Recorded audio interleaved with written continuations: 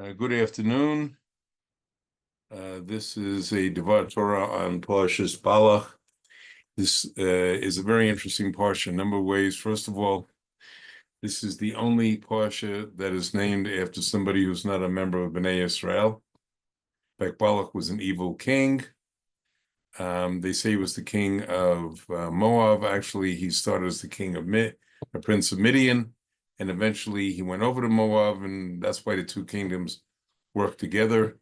They were terribly afraid of what the Jews had done to Og and Sion, two kingdoms, and one other nation. And because of that, they wanted to try to curse them. So they hired Balaam, or tried to hire Balaam, who was a prophet, or became a prophet, was totally evil. And not only was he evil, he got made a living cursing nations that he got paid properly for cursing them. And 3 times Hashem told them not to come with the people from Midian, and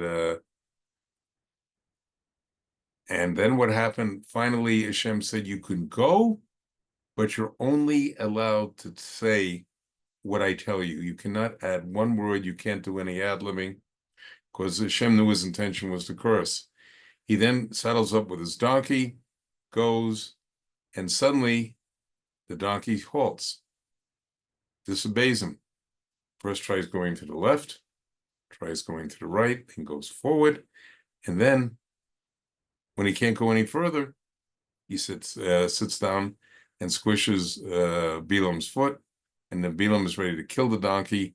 But very interestingly, what happened is Balaam's donkey saw the angel who was ready to kill Balaam, because Hashem had realized that he was not going to keep his word and he was going to curse the Jews. And only after Balaam had a conversation with his donkey, Hashem gave the donkey ability to speak.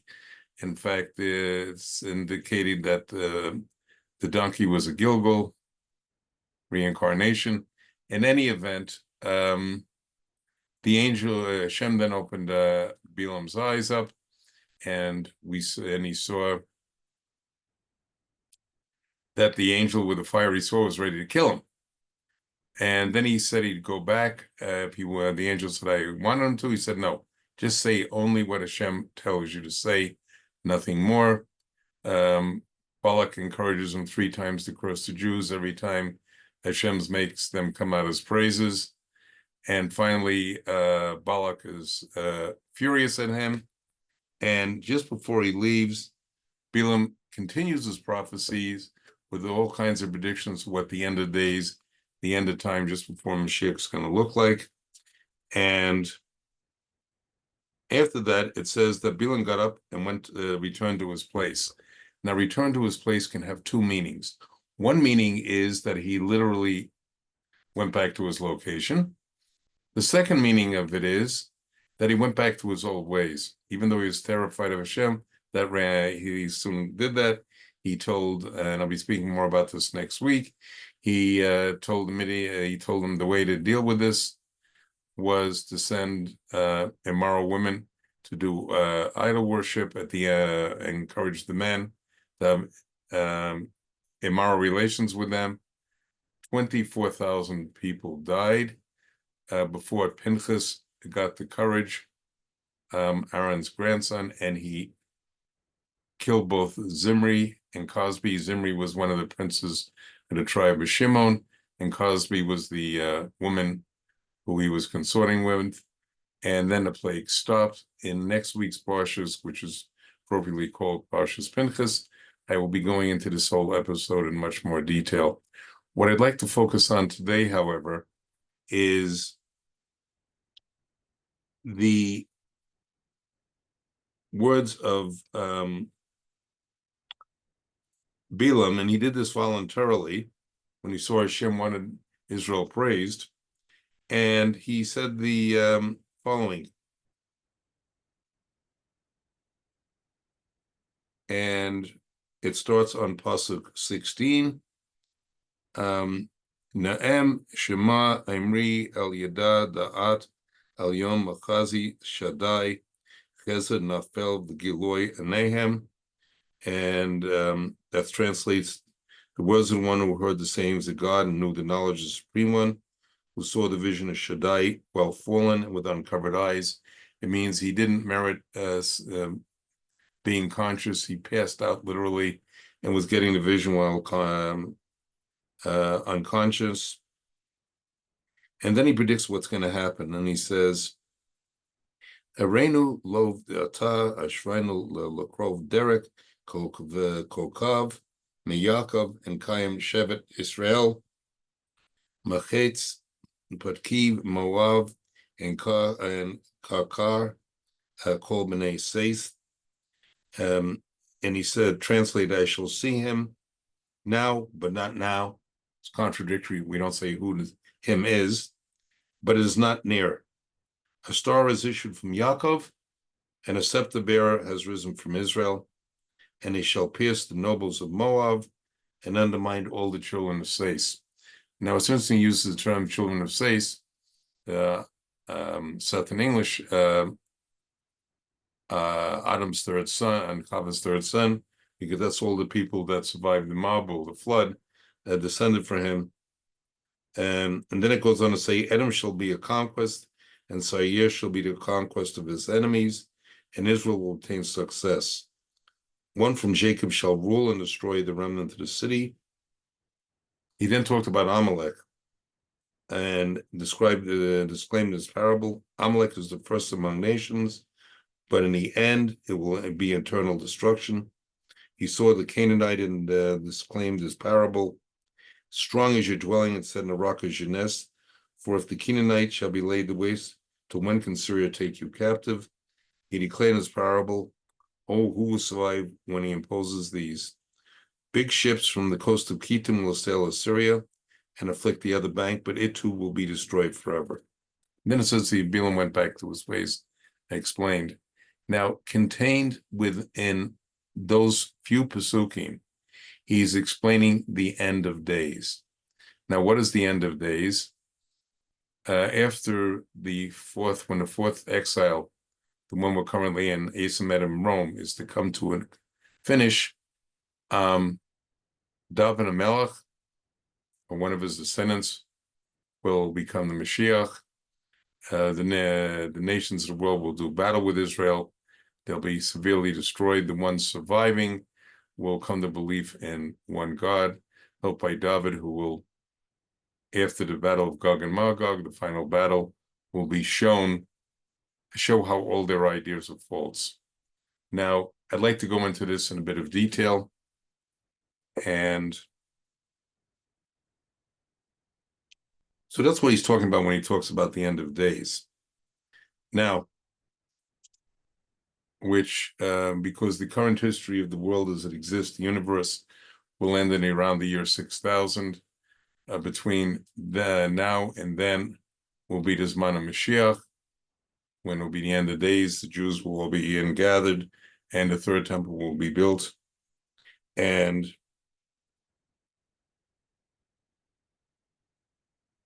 there's a contradiction here, because he said, I shall see it, but not now. I view it, but it is not near. A star is issued,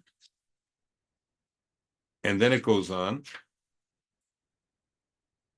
From Yaakov, and a scepter bearer arises from Israel, and shall crush the edges of Moab and undermine all the children of Seis. Now, first of all, why does it have two meanings? Why? There's three double expressions here. First of all, why does it mean it's near? I see it, but I don't see it. It's near, but then it's later. And that gets into a fundamental concept that he was referring to, is that Mashiach can come one of two ways. Actually, three ways, but here he's referring to two.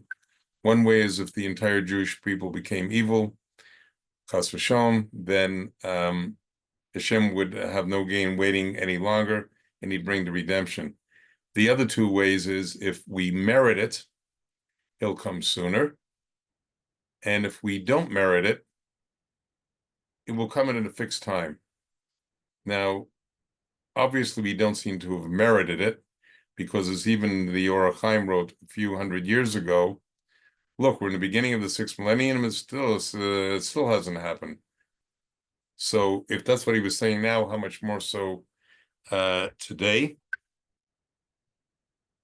That also explains, we have two descriptions of Mashiach, and this is also being alluded to here.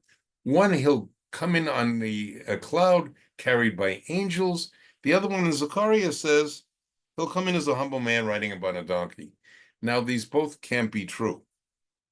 So it depends, again, whether we merit him or not. Now, why does it talk about a scepter bearer and a star? The star will be, if we merit him and comes before the appointed time, what we will have is, it will literally come from heaven. There'll be a bright light. It'll come in on a cloud, accompanied by angels, and it will be a magnificent, awe-inspiring experience. And what's a scepter bearer talking? Now, a scepter was the thing that is used to crown royalty. So, in other words, if we don't merit it, he's going to come in the ordinary way. He's going to look like a king. He's going to come in an ordinary way to start. And that means the average population of Jews haven't done what they're supposed to. And then how will we finally merit the redemption? Through the Tzaddikim, the righteous ones.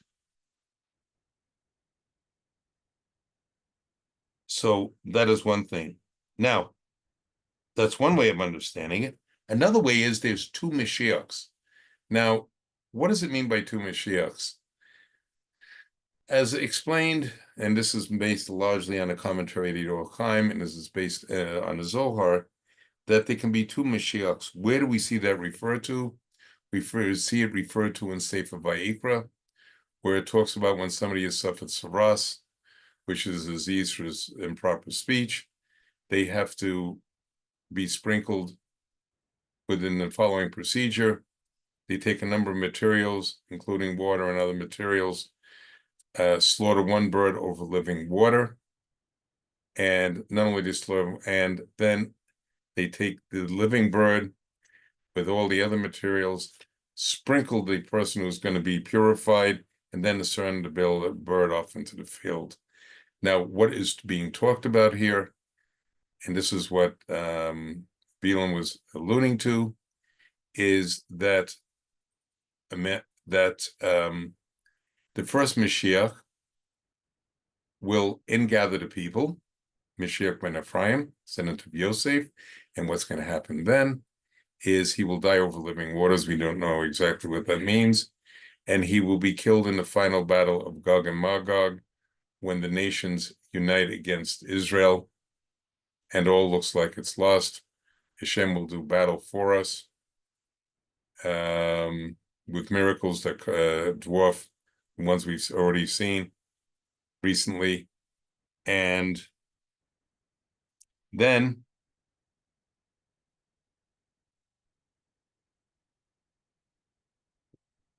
that is if they're Yaakov, they're ordinary.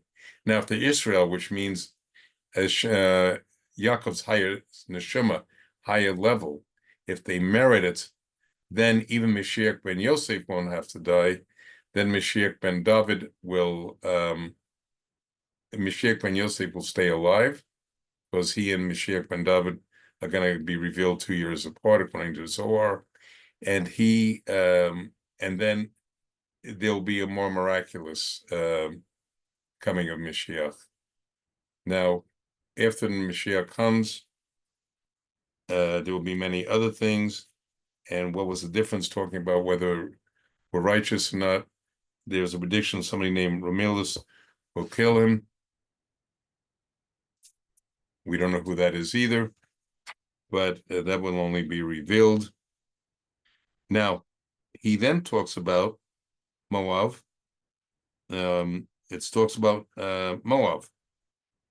and it says that he will crush, Mashiach, the edges of Moab and undermine all the children of Seth. What is that talking about? And he then talks about the Kenites. And what it means is a lot of these nations will be punished. We were promised 10 lands in Eretz Israel. Abraham and the Avot, and since then, we only merited 7 of those nations. 3 of the nations, one of them is Moab, another is Amnon, which were the descendants of Lot and his daughters, and they will be destroyed. They're referred to as the Kenites and 2 others. They will be handed over to us at that point. Without getting too specific, since we're talking about the 7 nations, was the West Bank and the East Bank of the Jordan, and Israel to the Mediterranean. What will it also constitute? In today's terms, it will constitute Jordan. It will constitute a good chunk of Syria, and it will constitute Iraq up to the Euphrates River. And when it says all of them will be crushed, what is he promising? He's promising that all of the nations of the world who have come against us will be crushed and defeated, and the remnants of them will then recognize Hashem. And that's what it meant by Seis. And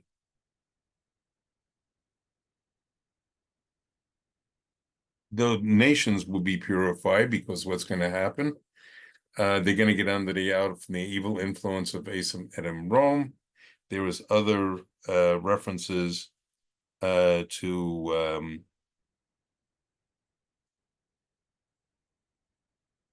the Kenites, which is Edom, and it said Edom is Eson is your foundation instead of rock in your nest. Assyria will take you captive, and who can survive? The emplacement of these, when they're talking about the big ships from Kittim and the other bank, we're talking about Asim Edom Rome, their navies, their armed forces, which incidentally today constitutes the Western world and a bit of certain parts of Eastern Europe, British Commonwealth, the US. But in other words, they will also come to recognize Hashem.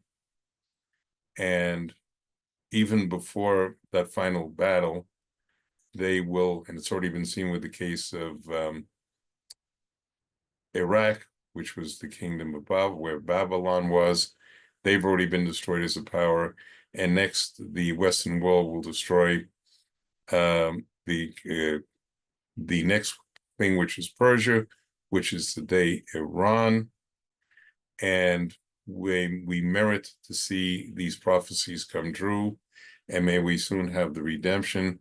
Good Shabbos and Shabbat Shalom.